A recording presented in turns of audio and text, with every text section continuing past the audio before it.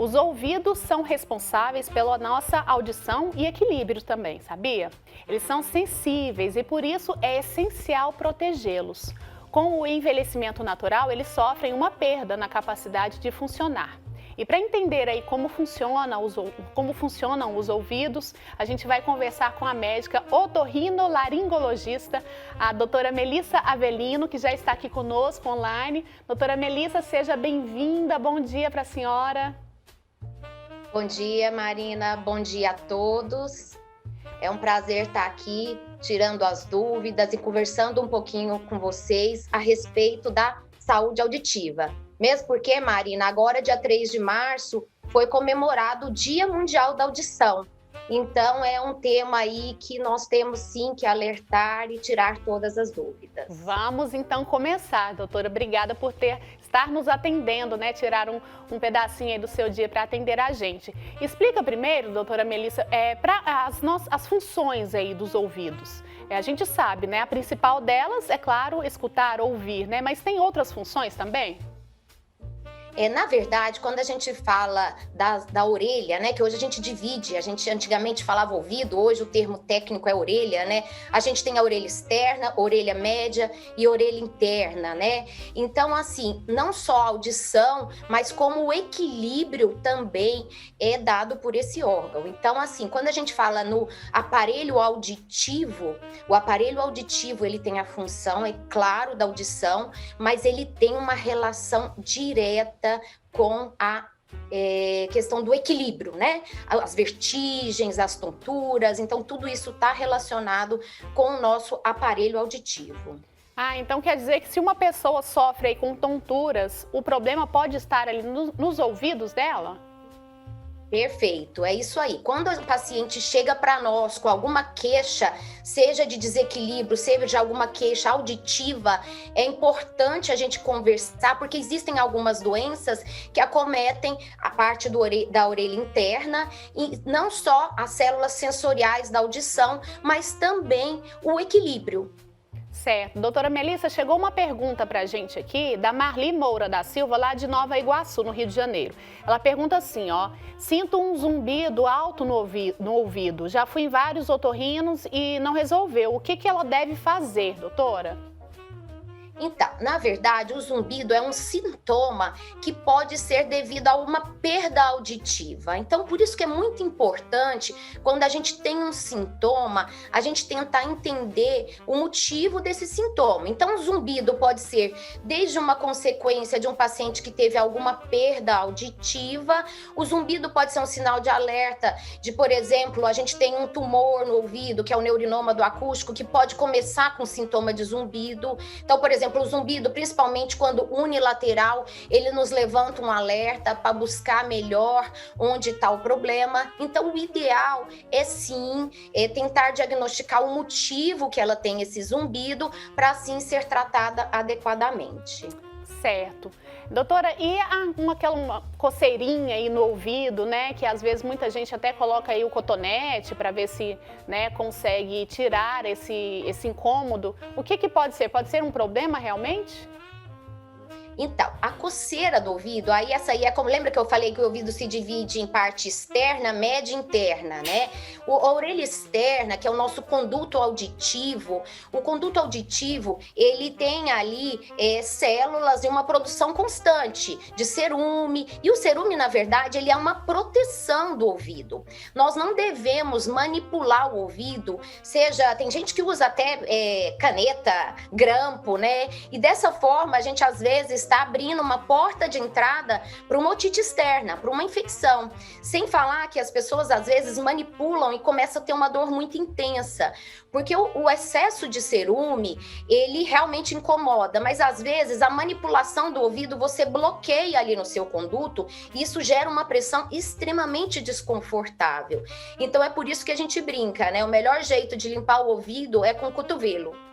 porque a gente não consegue, né? Então a gente não deve manipular os nossos ouvidos, tá certo, Marina? Certo. O ouvido, principalmente o ouvido externo, ele tem ali essa questão também de algumas irritações. Então a coceira pode ser um eczema, uma atividade inflamatória. E o manipular só vai complicar também. Então, mesmo que o paciente não tenha cerume, ele tem aquele prurido, né, aquela coceira no ouvido, o importante é procurar seu otorrinolaringologista, tentar fazer esse diagnóstico, se você não tem uma otite externa eczematosa, se você não vai precisar de aplicar alguma gota tópica para aliviar, ao invés de manipular. Enfim, o importante é o diagnóstico.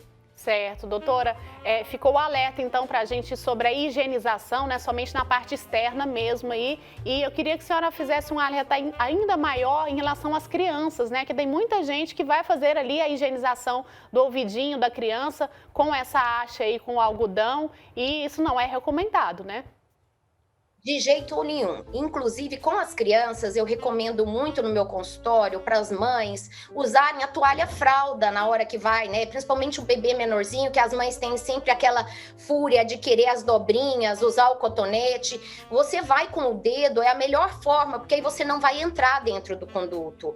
Você vai limpar toda a orelha externa sem entrar no conduto. E tem um problema mais importante em criança.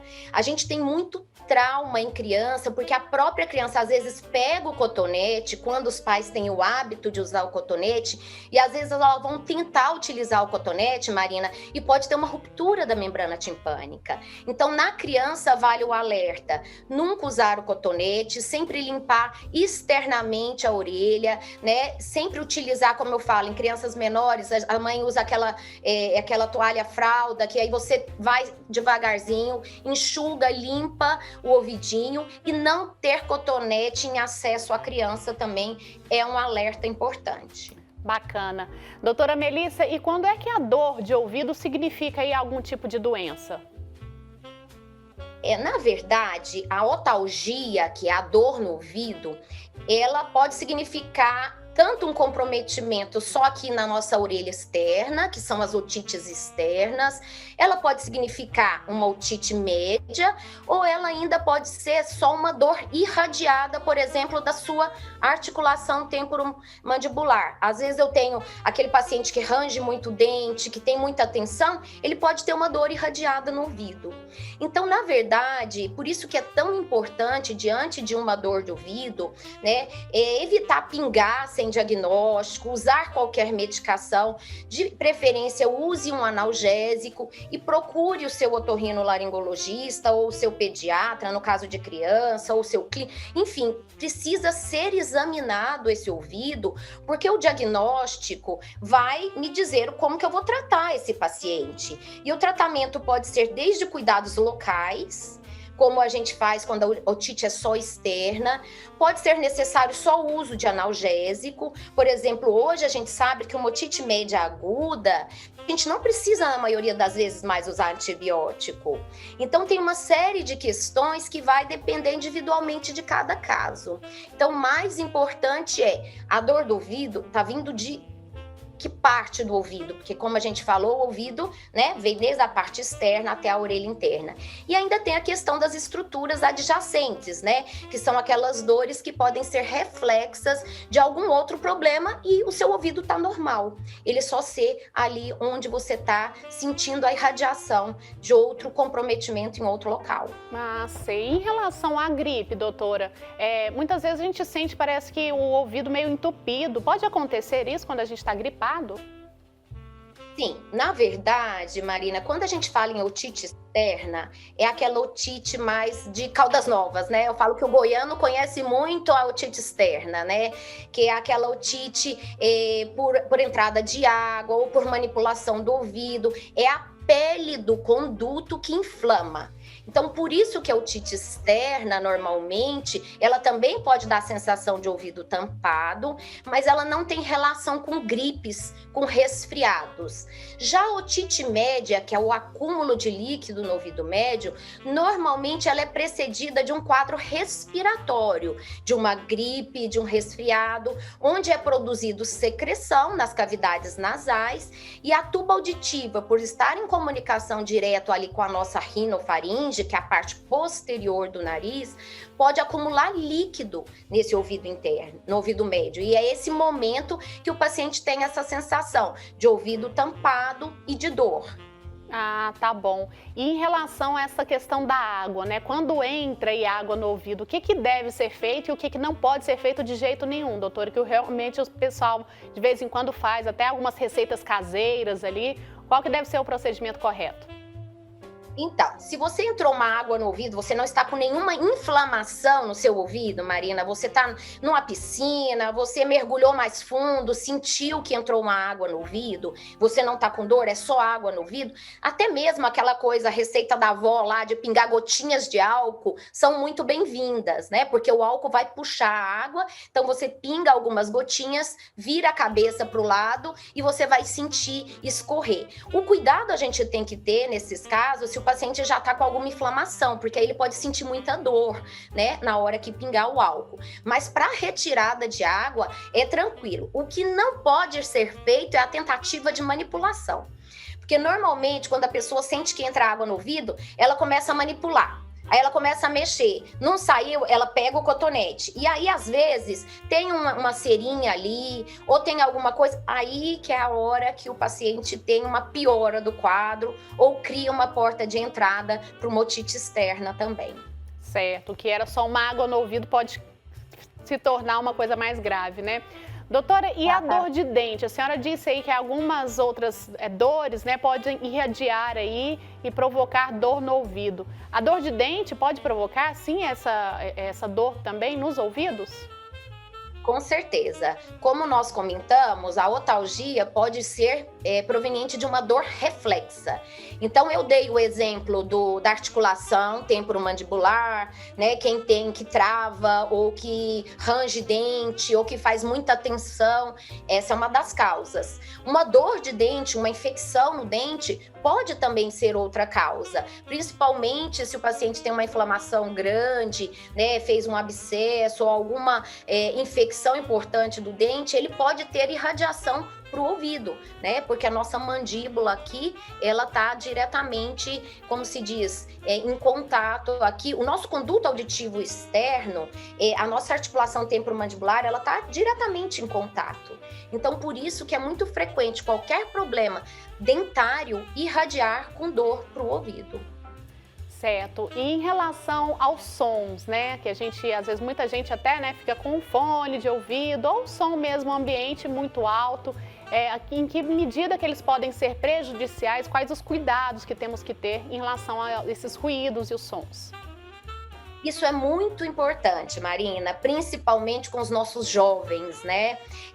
Uns dados da Organização Mundial de Saúde, eles colocam que até 60% das perdas auditivas hoje são perdas auditivas evitáveis. O que significa isso? São perdas provenientes do ruído, né? Do excesso de ruído que lesa nosso órgão de corte, nossas células sensoriais ali na orelha interna. Então, na verdade, o uso de... Hoje nós estamos aí numa pandemia, né? Os adolescentes com aulas online, com excesso de telas, isso é uma coisa da nossa realidade aí hoje, inevitável, mas o que a gente pede é sempre para tomar cuidado com a altura do som, né? Isso aí não é difícil de entender, né? Quem nunca foi numa festa e ficou perto da caixa de som e saiu ali da festa e ficou com barulho no ouvido e com uma sensação horrível no ouvido, depois que estava no silêncio, ou seja, você estava lesando as suas células. E isso existe, claro, uma predisposição individual. Hoje a gente tem a perda auditiva induzida por ruído, por exemplo, os profissionais que trabalham em ambientes ruidosos, eles usam usam protetores auriculares, eles são expostos a uma quantidade específica de decibéis por tanto de horas aceitável. Após isso, precisa ser realizado um repouso. Então, no trabalho, muitas vezes, aquelas pessoas que se expõem ao ruído, isso hoje em dia, como é lei, é controlado. O problema são realmente os nossos jovens, né? As outras exposições que às vezes a gente não controla. Então, isso serve de alerta, sim. Às vezes a gente está ali com adolescente, né? Eu tenho 2 filhos adolescentes, a gente está do lado ali, a gente está ouvindo a música que eles estão ouvindo ali no fone de ouvido, né? Então, com certeza, aquela exposição está acima do ideal. Então, sempre tentar o mínimo de tempo e num volume que não esteja prejudicando. Ah, mas qual que é esse volume? Num fone de ouvido, às vezes é muito difícil a gente quantificar isso, né, Marina? Mas o que a gente tem que estar batendo nessa tecla, reforçando com os nossos adolescentes, ouve no mínimo possível que você consegue, né? Tenta não se expor tanto, né? E nas pessoas que se expõem profissionalmente, sempre o uso do protetor auricular. Certo, então vale o bom senso aí para essa questão do volume, né, doutora? Eu tenho uma dúvida até particular aqui, eu tô com uma bebê em casa de 6 meses, eu tô usando ali para ela dormir aquele chamado ruído branco, eu uso um barulhinho de chuva ali no aparelhinho de som. Esse ruído, ele pode fazer mal? Eu tenho até no meu celular um aplicativo que mede os decibéis. Eu li que até 50 decibéis está ok. Essa informação é correta? Pode fazer algum mal esse tipo de ruído, doutora? Sim, quando a gente a questão dos decibéis é fundamental. Por exemplo, para vocês terem uma ideia, a nossa fala aqui, nós conversando, se a gente fosse medir aqui, a gente estaria em torno de 40 decibéis com Marina. Então, assim, isso não é prejudicial para a audição, né? A partir do momento que isso vai subindo, podendo chegar, por exemplo, até 80 decibéis, aí pouca exposição já pode lesar. Então, tudo tem relação com quantos decibéis e com tempo de exposição. Então, é claro, se você está ali com 40, 50 decibéis, você não está causando um trauma para sua orelha interna. Certo? Então, isso é uma coisa. Outra coisa é o quanto você... Porque às vezes a pessoa fala assim, ah, não, mas eu vou me expor só quando eu estiver numa balada, né? O adolescente, quando eu estiver numa festa. Mas aí vai depender quantas horas de exposição, né? Se for 3, 4 horas, pode ser que você vai sair dali e aquilo causou, sim, algum dano para sua. Outra coisa que é muito frequente aqui na nossa região as pessoas vão para fazenda e arma de fogo, né, para caça, para coisa nesse sentido. E aí a pessoa vai e usa a arma, dá um tiro e causa um trauma acústico importante, que pode ser até irreversível. Então a gente tem que tomar muito cuidado com a nossa saúde auditiva e entender que às vezes uma lesão pode ser irreversível. Na grande parte das vezes, principalmente a exposição contínua, ela vai dar uma alteração neurosensorial e isso, infelizmente, não tem volta. Certo, explicado então. Doutora, eu queria que a senhora falasse também em relação a até bem popular, né, pessoal? Pegar vento, se a criança vai pegar vento, vai ficar com dor no ouvido. É possível isso, vento, provocar alguma dor no ouvido? Algumas coisas, assim, são meio místicas, sabe, Marina? Não pode pegar vento, não pode molhar o ouvido. Ah, ela tá com uma otite média porque molhou o ouvido. Como eu expliquei, a otite externa, sim, tem relação com entrar água no ouvido. Mas a otite média, não, né? A otite média não tem nenhuma relação. Então, assim, a gente não tem nenhuma evidência científica, né? É muito engraçado isso, que isso vem muito lá dos nossos antepassados, né? Tem que sair com a touquinha, porque não pode tomar vento no ouvido, porque isso vai dar dor de ouvido, né? Eu acho que esse mito da dor de ouvido, principalmente em bebês tão pequenos, ele é algo, às vezes a criança muito pequenininha, ela chora muito por inúmeras causas, né? E isso muitas vezes inadequadamente o ouvido se torna o responsável. Quantas vezes a gente pega a criança no consultório e a mãe fala, doutor, eu vim aqui porque chora tanto, deve ser o ouvido, né? E ela tomou um vento, então assim, cientificamente a gente não tem nenhuma evidência em relação a isso. Inclusive, eu acho que hoje todos que já tiveram a oportunidade de ver o bebê quando nasce, né? Ele é colocado debaixo da água ali na hora daquele primeiro banho, que muitas vezes a família acompanha, porque realmente entrar água no ouvido não é isso que vai causar uma infecção no ouvido. É claro, como eu disse, a entrada da água, principalmente se o conduto for tortuoso, aquela água ficar lá dentro, pode levar a uma inflamação, tá? Mas não é isso que causa a infecção do ouvido. Tá certo, então. Mito, gente, olha o mito aí.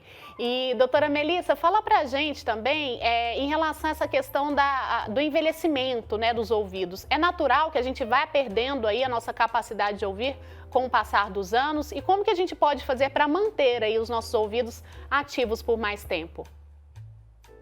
É o seguinte, Marina, em relação à presbiacusia, né, igual a presbiopia, que a gente vai, né, é bem mais evidente, né, a presbiopia, né, que a gente a partir dos 40 e poucos, né, a gente já vai tendo um pouco de dificuldade de ler de perto, isso é envelhecimento das células, né, a presbiacusia, ela pode ir acontecendo com a idade, mas ela tem um componente familiar muito forte, então mais do que prevenção, é importante chamar atenção na história familiar. A gente pega adultos que nem tem uma faixa etária tão avançada, mas com uma história familiar muito forte, que evoluíram com a presbiacusia, que vão perdendo a audição. Às vezes eu falo jovens mesmo, né? 50 e poucos, 60 anos, e que já estão com comprometimento. É diferente daquela vozinha de 80 anos que foi perdendo a audição já bem mais de idade. Então, esse fator familiar, quando a gente fala da presbiacusia, talvez seja o alerta mais importante. Se você tem história na sua família que a maior parte foi perdendo a audição com a idade, é importante que você faça uma audiometria e que você acompanhe esse seu ouvido interno, né? A sua audição. Maravilha, então, doutora. Quero agradecer muito, viu, sua participação aqui no programa, por ter esclarecido aí essas dúvidas. Muito obrigada. Até uma próxima oportunidade, viu?